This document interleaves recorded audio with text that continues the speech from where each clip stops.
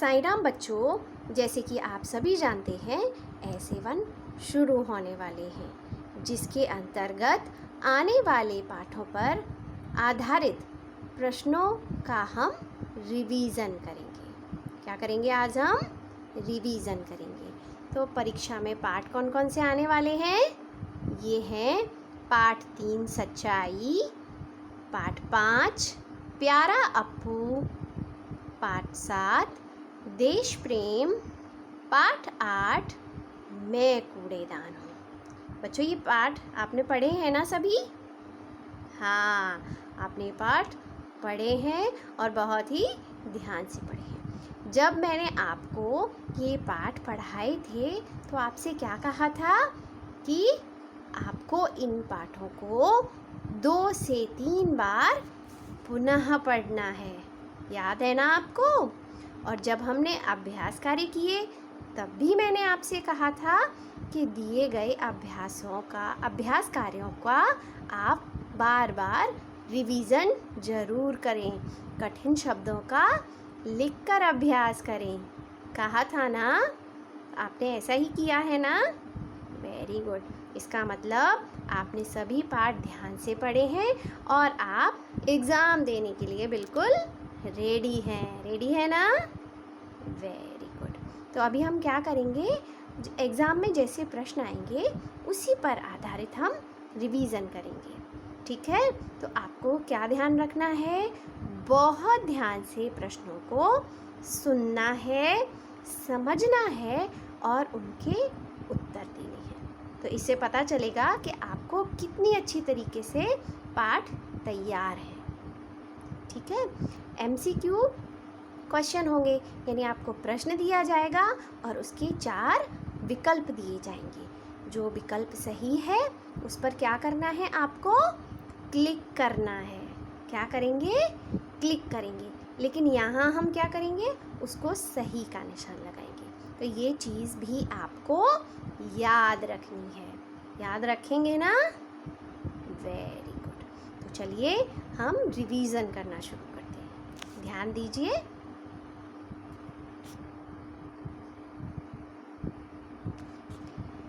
सबसे पहला प्रश्न दिया है इसमें, सही उत्तर चुनकर सही का निशान लगाइए।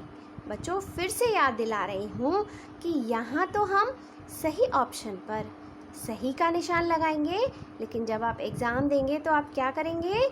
जो ऑप्शन सही है उसको क्लिक करेंगे।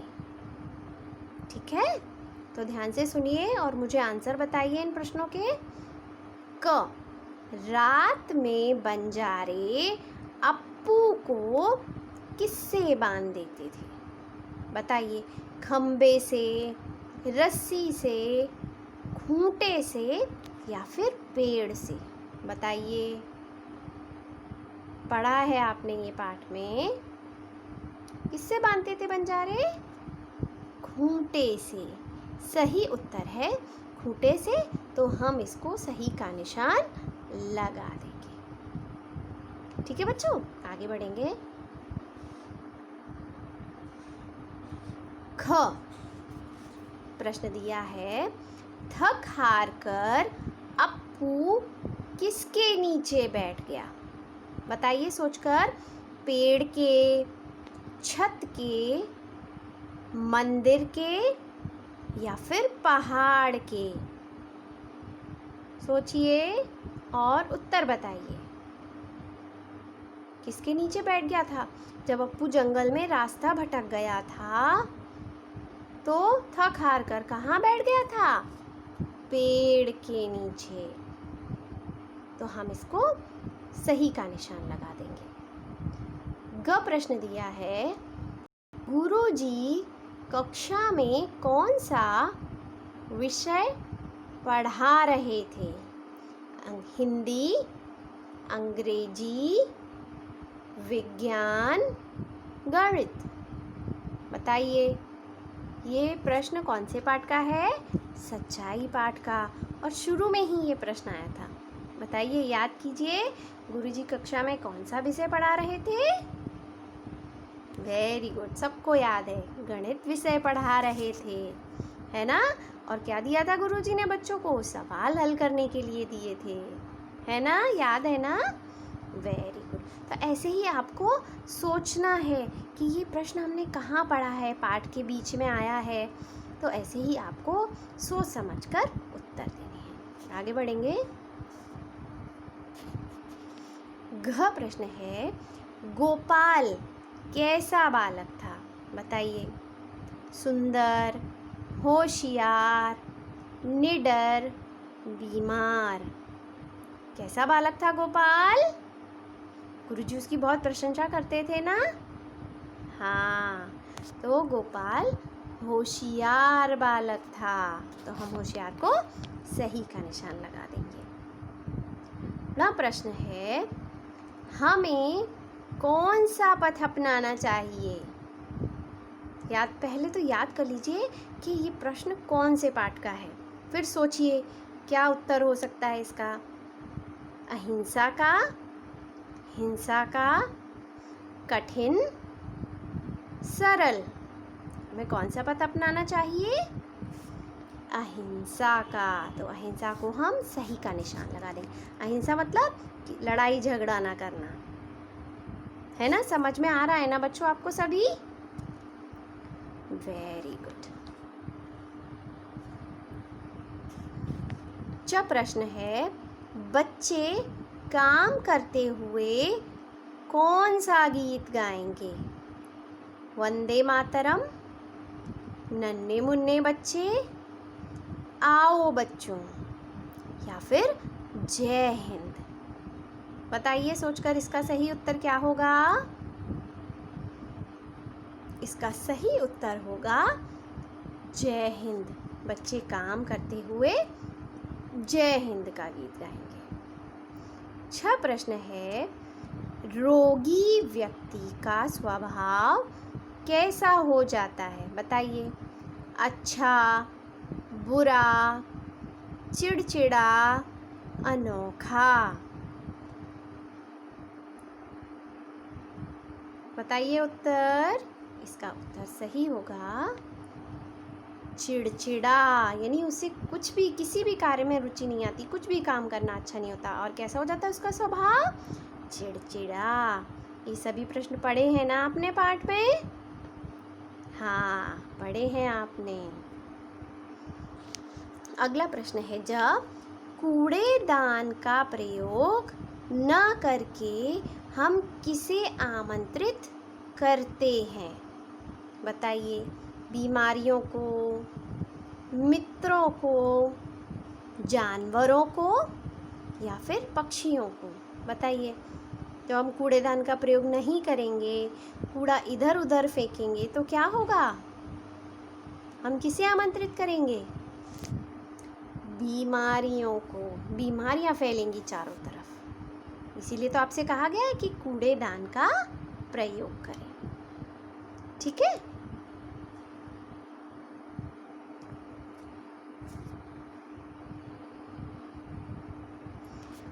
दूसरा प्रश्न है, नीचे दिए गए वाक्य सत्य है या असत्य?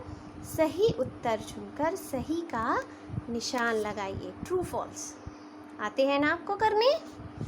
वाक्य को ध्यान से पढ़ना है कि ये सत्य, सत्य मतलब सही, असत्य मतलब गलत, कि ये सत्य है या असत्य।